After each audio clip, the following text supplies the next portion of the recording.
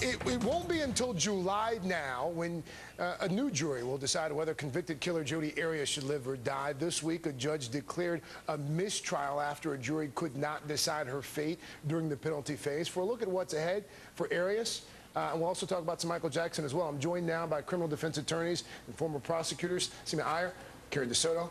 Good to have both of you. Thank you. Thank you so much. Do appreciate you coming in on a Saturday. Seema, first of all, let's just start here. How common is it for a jury to be deadlocked in the penalty phase of a trial like this? And how big of a setback is it for the prosecution? It's overwhelmingly common. And Okay. what's more important now is that we look at the statistics.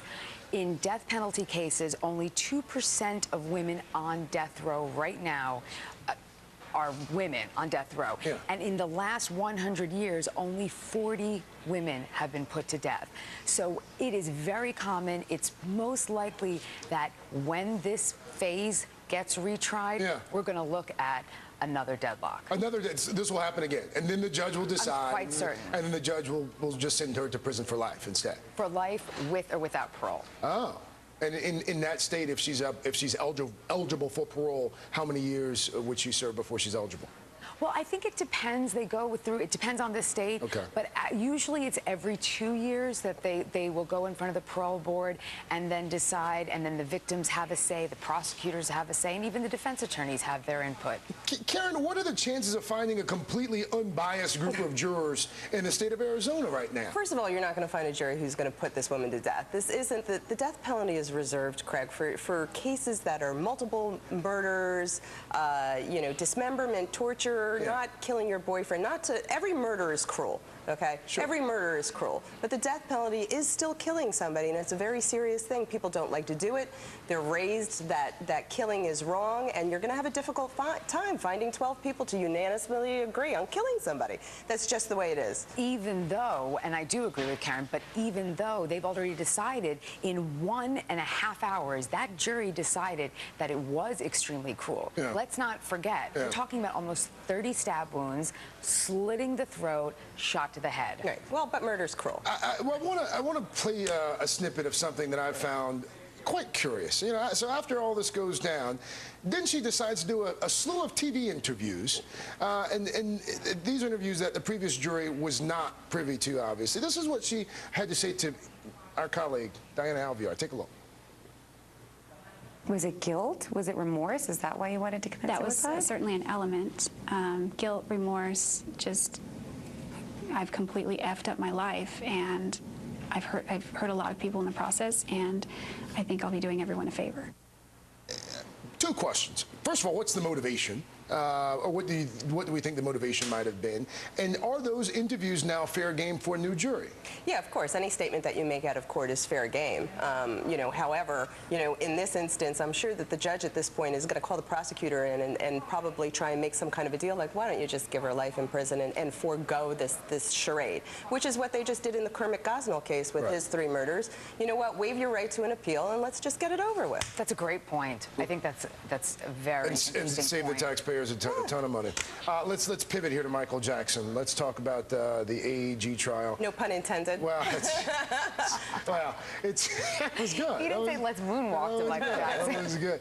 Jackson's mother wants a jury to find that the concert promoter, AEG, did not properly investigate Dr. Conrad Murray, who, of course, was found guilty of involuntary manslaughter back in 2009. This past week, the jury was shown an email in which an AEG exec described Jackson as, quote, the freak. That happened on the same day that the singer signed the multi-million-dollar agreement. And this is it. Catherine Jackson's attorney said that it demonstrated AEG's disdain for Jackson. Defense lawyers said that it was shown to merely embarrass the company. How do we think that the jury might see that? I'm with the defense lawyers, and I think that this is just a ploy. I think that the jury's not going to be swayed very dramatically either way, because at this point, the jury's so aware of everything about Michael Jackson. Everything's come out during the molestation trial, and then we learn more in the Dr. Murray trial. Right. I mean, listen. The cornerstone of AEG is basically that they did not hire him. It was Michael Jackson's choice. They're also saying Conrad Murray gave a statement to the police 2 days after the death of Michael Jackson saying, I was Michael Jackson's employee, but I was being paid by AEG. I know that everybody wants to hold people liable for his death, but Conrad Murray was a doctor capable of supervising himself. He was a licensed physician. So liability pretty much rests on him, not on AEG. Yeah. So, you know, it's kind of disturbing. It really is, at the end of the day, how much weight the jury is going to put to these specific emails and information that's coming out. And this is an important trial because I don't know if a lot of folks realize the amount of money that could be at stake here. Right. $40 billion. Yeah. And Conrad Murray did not have any malpractice insurance, so that may be another reason why we're seeing this action towards AEG. Seema Iyer, Karen Desoto, always appreciate your take and your insight. We'll have you back, I'm sure, pretty soon. Lots of cases always picking our interest. Up next, divorce.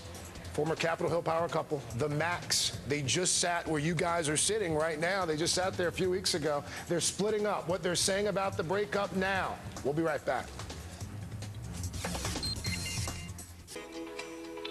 At Scottrade, our clients trade and invest exactly how they want.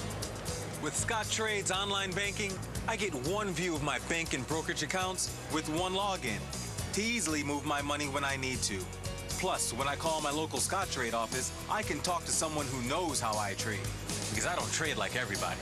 I trade like me. I'm with Scottrade. Scottrade, awarded 5 stars from Smart Money Magazine. I have low testosterone. There, I said it. See, I knew testosterone could affect sex drive, but not energy or even my mood. That's when I talked with my doctor. He gave me some blood tests. Showed it was low T. That's it. It was a number. Today, men with low